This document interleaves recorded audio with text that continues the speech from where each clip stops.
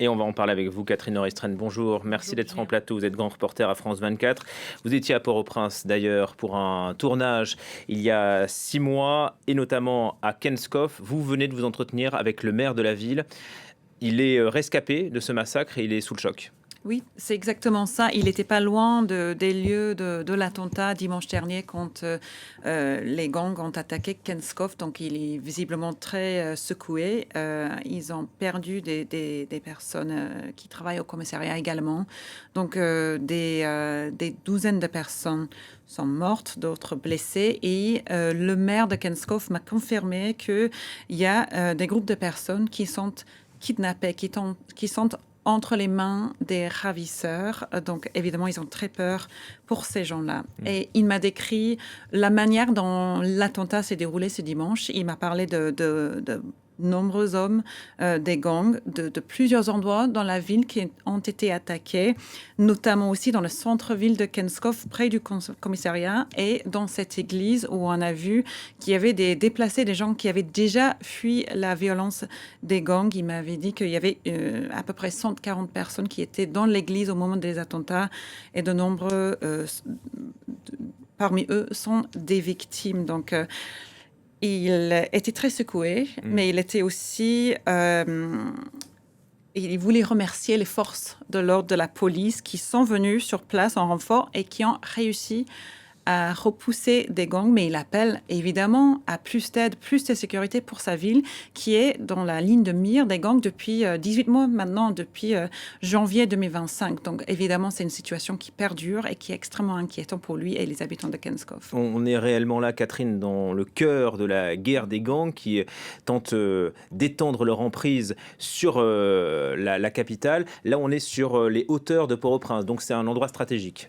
Tout à fait. Kenskoff, c'est une ville qui est dans les hauteurs, dans les montagnes, qui surplombe Port-au-Prince. Et donc, c'est une région où c'est extrêmement complexe de combattre les gangs parce qu'il y a évidemment des collines, beaucoup de végétation. Ils peuvent facilement se cacher. Donc, des partenaires internationaux, notamment la France, avaient donné à la police haïtienne des unités de drones. Ils ont formé des unités de drones pour essayer de les voir. Mais il y a souvent dans cette zone, comme j'ai vu sur place moi-même, de la brume, des nuages. Donc là, dans ce cas-là, c'est extrêmement difficile de voir ces gangs arriver. Et ils arrivent de loin. Ils arrivent de la baie de Port-au-Prince, notamment. Donc il y a cette coalition de gangs qui s'appelle Vivre Ensemble. Mais il y a ces hommes qui traversent des dizaines de kilomètres pour arriver à ce point qui est placé, comme vous voyez sur la carte là, donc un peu loin de Port-au-Prince, mais sur une des seules routes qui lie la capitale haïtienne au sud du pays, parce qu'il y a une autre route nationale, la route nationale numéro 2, qui, elle aussi, est coupée par la violence qu'on a vue en Haïti depuis ces années. Donc, évidemment, là, il y a une question de ravitaillement, de possibilité de se déplacer pour les gens d'Haïti et de se rendre en province et de sortir de la capitale. Voilà pour les gangs, parlons du pouvoir haïtien, des autorités. Le gouvernement a présenté ses excuses, ses condoléances. Il assure envoyer des renforts à Kenskoff, mais elles sont incapables, ces autorités, de reprendre la main. Oui, depuis le sommet de la violence des gangs en 2024, quand nous y étions avec Roméo Langlois, aucun chef de gang a été ni arrêté, ni tué. Donc, le pouvoir haïtien ne parvient pas à neutraliser ces gangs, même si, bon, dans le centre-ville, c'est vrai qu'il y a des zones qui ont été récupérées par les forces armées, par la police plutôt, et les forces internationales. Donc, ils ont réussi à récupérer un peu de terrain, mais globalement, les gangs, la coalition Vivre Ensemble, est toujours sur place.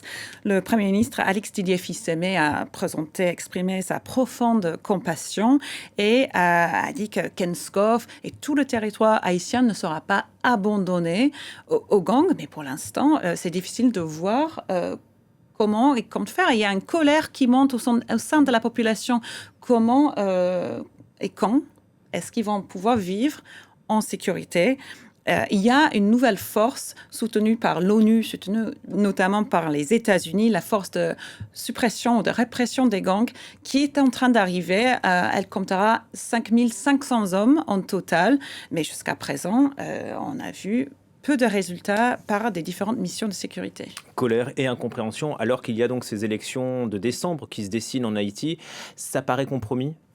C'est de plus en plus difficile à imaginer comment on pourra voter dans les zones comme Kenskoff, donc Carrefour, ces zones qui entourent la capitale Port-au-Prince, où il y a les gangs qui règnent sur place, et aussi dans le bas de la ville de Port-au-Prince, où sur presque toute la baie de Port-au-Prince, c'est des zones qui sont contrôlées par des gangs. Donc les gens se posent la question, comment peut-on voter dans ces endroits? Souvent des bidonvilles extrêmement peuplés. Est-ce qu'il y a des centres de vote qui peuvent être utilisés? En ce moment, le calendrier électoral, c'est de pouvoir procéder aux élections, le premier tour le 13 décembre. Là, on n'est pas certain que ça pourra être maintenu. Ah, officiellement, oui. Il y a eu des démarches, les partis politiques qui s'inscrivent officiellement sur les listes. Mais quand on voit des épisodes sanglantes, comme on vient de voir à Kenskoff, on se pose beaucoup de questions. Haïti, la loi des gangs, c'est le documentaire que vous avez signé avec Roméo Langlois, Catherine Norris-Trent, et c'est à retrouver sur france24.com. Merci pour votre analyse et les dernières informations que vous nous apportez.